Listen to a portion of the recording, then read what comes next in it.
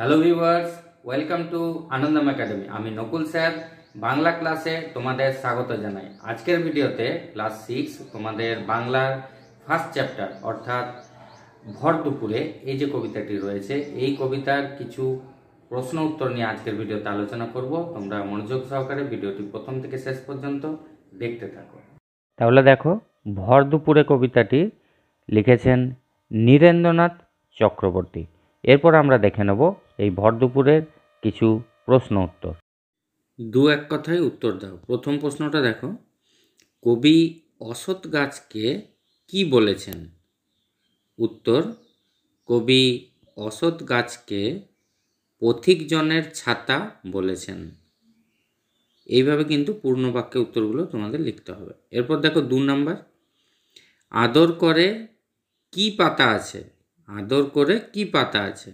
তাহলে উত্তর লিখবে যে আদর করে ঘাসের গালচেখানি পাতা আছে।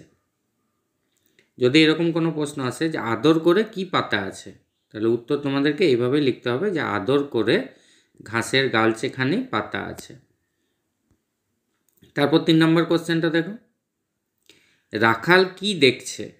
মানে রাখাল শুয়ে গাছের তলায় শুয়ে কি দেখছে, এটা হলো মেন। এভাবে কোশ্চেনটা আসতে পারে, রাখাল কি দেখছে বা রাখাল গাছের তলায় শুয়ে কি দেখছে।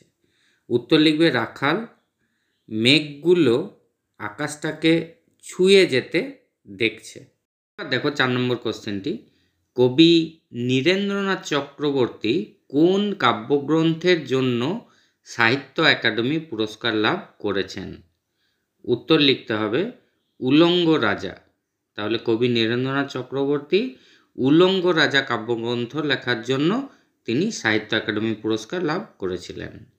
এরপর দেখো 5 নম্বর কোশ্চেনটা, কবিতায় বাতাস কেমন ধুলো ওড়ায়? উত্তর হবে বাতাস মিহিন সাদা ধুলো ওড়ায়। তাহলে কবিতায়, প্রশ্নটা আবার বলছি 5 নম্বর, কবিতায় বাতাস কেমন ধুলো ওড়ায়? তোমরা লিখবে উত্তর বাতাস ওড়ায় মিহিন সাদা ধুলো। তারপর 6 নম্বর দেখো, আঁচল পেতে এইখানে কে ঘুমোচ্ছে?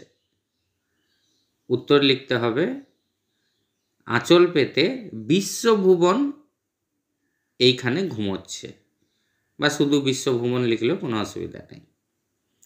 এরপর 7 নম্বর কোশ্চেনটা দেখো, ভর দুপুরে লোকগুলি কি করে? উত্তর লিখতে হবে ভর দুপুরে লোকগুলো যে যার ঘরে ঘুমোচ্ছে। তাহলে কি করে ভর দুপুরে লোকগুলি? ঘুমোচ্ছে। ভর দুপুরে লোকগুলো যে যার ঘরে ঘুমোচ্ছে। তারপরে 8 নম্বর কোশ্চেনটা দেখো, ভর দুপুরে কবিতাটি কার রচনা? উত্তর লিখতে হবে যে ভর দুপুরে কবিতাটি লিখেছেন নীরেন্দ্রনাথ চক্রবর্তী, বা ভর দুপুরে কবিতাটি নীরেন্দ্রনাথ চক্রবর্তীর রচনা। তারপর 9 নম্বর কোশ্চেনটা দেখো, নৌকার খোলের মধ্যে কি বোঝাই করা আছে? উত্তর লিখতে হবে শুকনো খড়ের আঁটি। তারপর 10 নম্বর কোশ্চেনটি দেখো, কবিতায় রাখাল কি চড়াচ্ছে?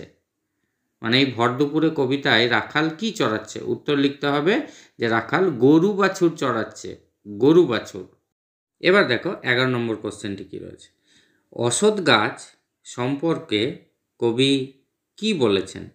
মানে এই ভর দুপুরে কবিতাটিতে অসৎ গাছ সম্পর্কে কবি কি বলেছেন। তাহলে উত্তরটা তোমাদের কিভাবে লিখতে হবে দেখো, এটা একটু বড় কোশ্চেন।